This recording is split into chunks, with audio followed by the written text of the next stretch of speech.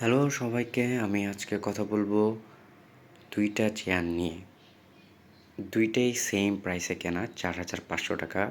But আমি কী difference এই দুইটা চেয়ারে দেখতে পেয়েছি সেটা নিয়ে কথা বলবো।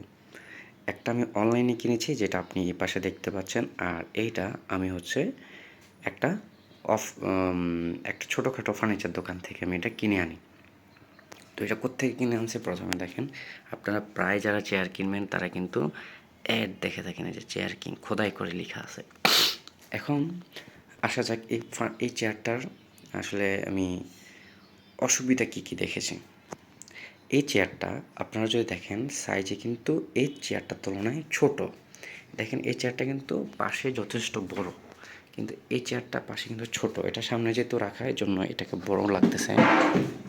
আমি যদি দুটাকে সামনে নিয়ে আসি, এটা দেখেন এবং এটা দেখেন, এই যে এই চেয়ারটা কিন্তু একটু ছোট, এই চেয়ারটা একটু ছোট, এই চেয়ারটা কিন্তু বড়। এই চেয়ারটার পাশটাও বড়, এই চেয়ারটার পাশটা কিন্তু ছোট।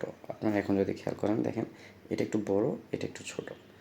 ইভেন এটার এই পাশটাও কিন্তু ছোট, এটার এই পাশটা কিন্তু একটু বড়। আর যে হেড রেস্টটা দেখেন, এটা কিন্তু ঠিকভাবে অ্যালাইন করা পিছনের দিকে। বাট এটারটা দেখেন, এটা সামনের দিকে ঝুঁকে আছে। এটা কিন্তু চাইলেও আপনি ঠিক করতে পারবেন না। কেন ঠিক করতে পারবেন না? কারণ এখন যদি দেখেন, এই যে হেড রেস্টটা ওরা কীভাবে অ্যাডজাস্ট করছে, এখানে জাস্ট একটা স্ক্রু দিয়ে অ্যাডজাস্ট করে দিয়ে দিছে। এখন এটাতে যদি আপনি দেখেন, এটাতে দেখেন ওটা কিন্তু প্রপারলি স্ক্রু দিয়ে ঠিকভাবে এটা মেনটেন করছে। আপনি ইজিলি এটাকে মেনটেন করতে পারবেন। এটা গেল হেডরেস্টের বিষয়। এখন আসা যাক, এই যে এটা যেটা দিয়ে আপনারা এটাকে স্মুথ করতে পারবেন, মানে আপনি ধাক্কা দিলে এটা পিছনের দিকে যে যাবে কতটুকু যাবে। আর এটাতে সেমভাবে এটা এইখানে এই অপশনটা আছে, যেটা দিয়ে আপনি এটা কতটুকু স্মুথ হবে পিছনের দিকে যাবে সেটা অ্যাডজাস্ট করতে পারবেন। এই অ্যাডজাস্টমেন্টটা এটাতে করার পরেও এটা কিন্তু খুবই স্মুথ না। আপনি ধাক্কা দিয়ে এটাকে পিছনে নিয়ে যেতে হবে, অনেক কষ্ট করে ধাক্কা দিয়ে নিয়ে যেতে হয়, বিশেষ করে আমার জন্য।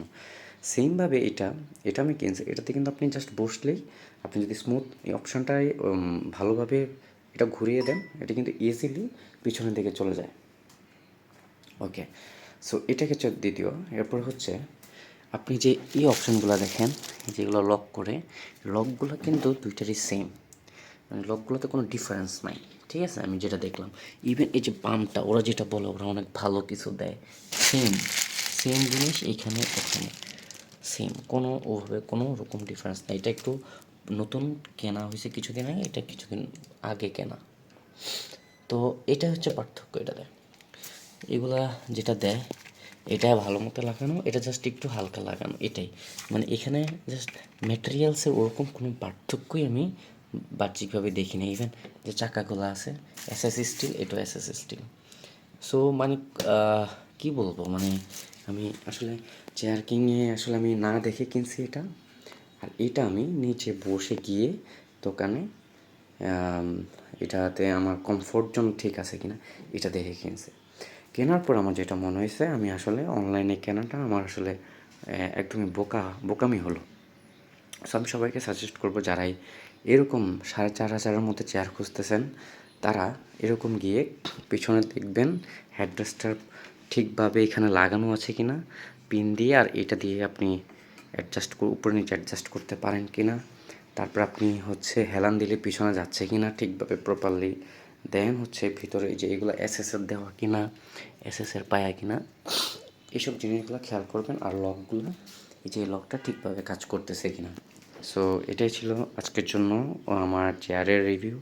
আর এটা চেয়ার কিংয়ের রিভিউ। আমি চেয়ার কিংকে অবশ্যই সাজেস্ট করব, আপনাদের এই ইস্যুগুলো আপনারা ফিক্স করেন। আর একটা ভালো প্রপার চেয়ার দেওয়ার চেষ্টা করেন, যেটা স্পেসও এখানে অনেকটুকু ছোটো। সো যে চেয়ারটা আসলে কম দামি সেটাকে মডিফাই না করে, যেটা ভালো চেয়ার এরকম একটা বড়ো চেয়ারকে আপনারা এই বড়ো চেয়ারটাকে মডিফাই করতেন, তাহলে প্রাইসটা জাস্টিফাই হতো। তো এটাই ছিল আজকের জন্য, সবাইকে অনেক ধন্যবাদ।